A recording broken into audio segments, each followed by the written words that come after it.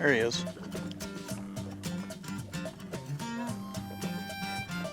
Just pounding away at it. Got him. That fish hit it once. I think he missed it. I thought I had a bite when I lifted up there. I saw this fish on the graph, and I thought I had a good bite when I lifted. And what happened, I suppose, is that fish just came up, he hit it, and kind of missed it. And that happens when you get out into this deeper water stuff that we're fishing right now. Just a little guy to start. We'll hoist him right in. Well, he's not a bad 14-incher if we're going to keep a few today, but not a bad way to get a day going.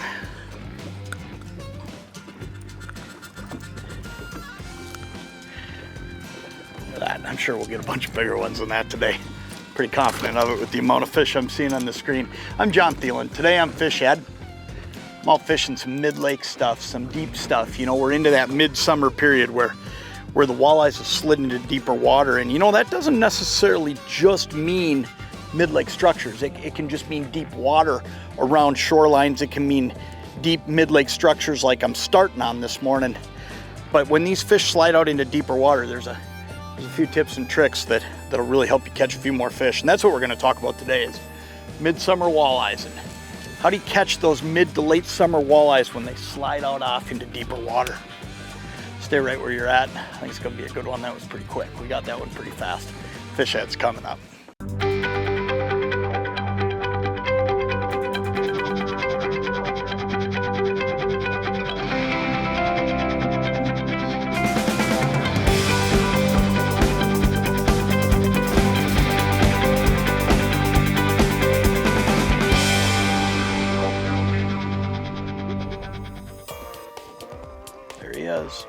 Got him. Right when I dropped that back, that fish bit it. I don't know how big he is.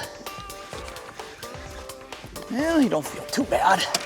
But as soon as I set that bait backwards, all of a sudden he bit it. Sometimes that'll trigger fish, just stopping a bait, looking for bottom. But what looking for bottom actually does is stop the bait. That's a great eye right there. Super way to start our day.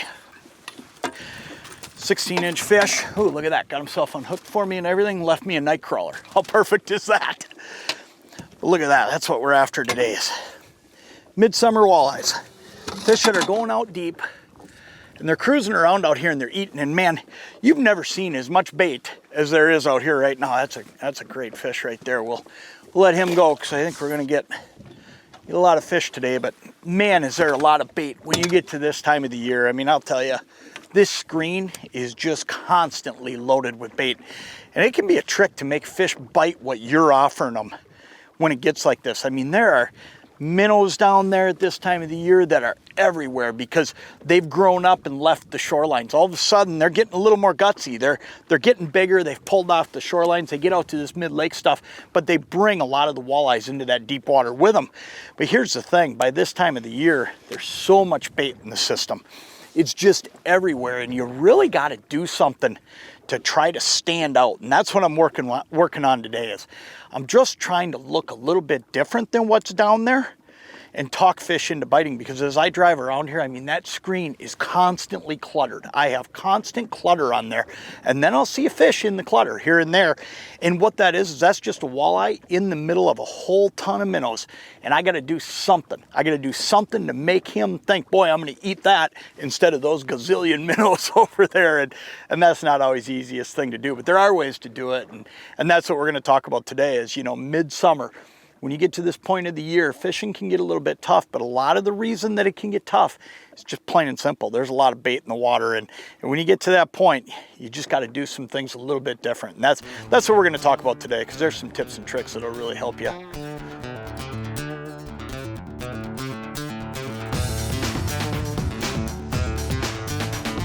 There's one right there. Yep, there he is. He's just hanging on. A lot of times on baits like this, they'll just come up and hang on it. And I think part of that sometimes, oh yeah, look at that. Part of that sometimes is at this time of the year, these fish, sometimes they don't have to run as far for bait. They're not quite as aggressive. This feels like a pretty good eye right here. This one actually feels like a little bit better fish.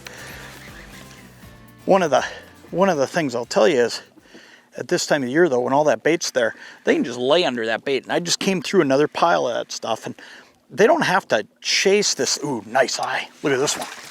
Look at that. Ooh, he thinks he's a bass. It's a nice fish. Look at this one. Come here, buddy. I don't want to lose this one. That's a dandy. That's a big walleye. Look at that. Wow. What an awesome fish. And this is another example too that I want to talk about with these summertime locations and what happens. Everything's out here. I mean, we can go in the morning catching smaller eater size fish, and then all of a sudden, boom, you can get a big fish like this. And here's why that is. They're all out here now. It's that time of the year where they've all moved out into deeper water. And this fish right here, he's out here with a bunch of little ones. They're all out here eating. So the numbers just become huge. I mean, all of a sudden there's a ton of fish out here.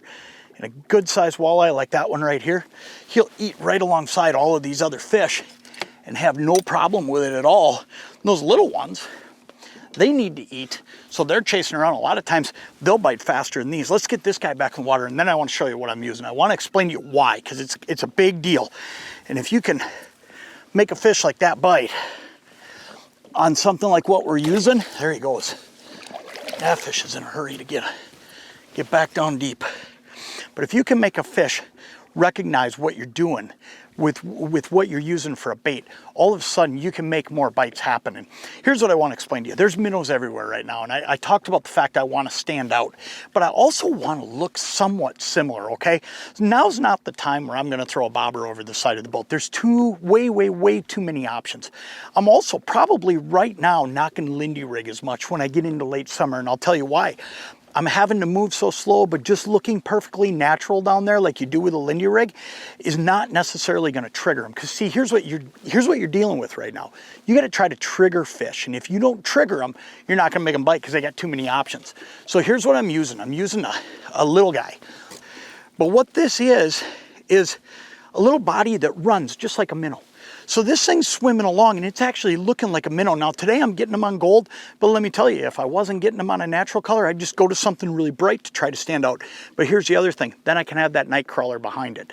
So between having that bait looking like this, swimming along, and then that night crawler back there doing this, it really looks similar to what's happening down there, but it's bigger, it stands out more, it makes more action, there's probably more flash, and there's just so many different things that all of a sudden that walleye sees, and he comes railing up and grabs it. And that's what makes a bait like this so effective, especially when you're sitting in a situation where there's bait everywhere in the system. I'll tell you what, this Lindy little guy in this type of situation is really hard to beat. Now I fish them all year long. I mean, I don't hesitate to put these on the minute fish start switching over to crawlers. And usually in my world, I look at that as being that first bug hatch. So early June, I'll start running these Lindy little guys. But let me tell you something. Man, they're deadly in August when a lot of guys are thinking the only way you can get a walleye is on a crankbait. Let me tell you, these things are just killer because I can work them a little bit slower, but yet I'm moving faster than I would with a lot of baits. I'm triggering strikes, and this, you know, for a walleye, it's the best of both worlds. It looks like that minnow, there's some crawler down there, there's, you know, live bait on there, and they'll chase it down and whack it. I mean, obviously today it's catching all sizes of fish, and it's just one after another. It's just a dynamite bait in this situation. There's one. Got him. Feels like a decent fish too. Oh yeah, pretty good fish. All I did here is I slid a little bit off of the area that I've been focusing on. And a lot of that, sometimes it can just be that you've worn down a school of fish. Sometimes though, it can be as simple as the bait's moved a little bit. And as I've moved down this way, I'm starting to see more bait again. And all of a sudden, there's a biter. It's a good eye, too. Great way to wrap up a day. Look at that. That's an awesome fish. This has just been one of those days of fishing that you just really, number one, you look forward to. You know, I mean, what day of fishing don't you look forward to? But when you can come out and you can get fish out on mid-lake structures like we fished today and deep water stuff that are just eating. I mean, flat out, that's all these fish are doing. They're eating. And that makes them easy to catch. Eyes like that, man, they're one after another at this time of the year. Get out and fish in the dog days of summer. Don't believe that they quit biting. They don't lose their teeth. There's a whole bunch of myths out there from years and years gone by. Let me tell you something. They eat as much as they ever eat right now, right in the dog days of summer. It's another great fish to finish up with. I'll let this guy go and we'll call it a day.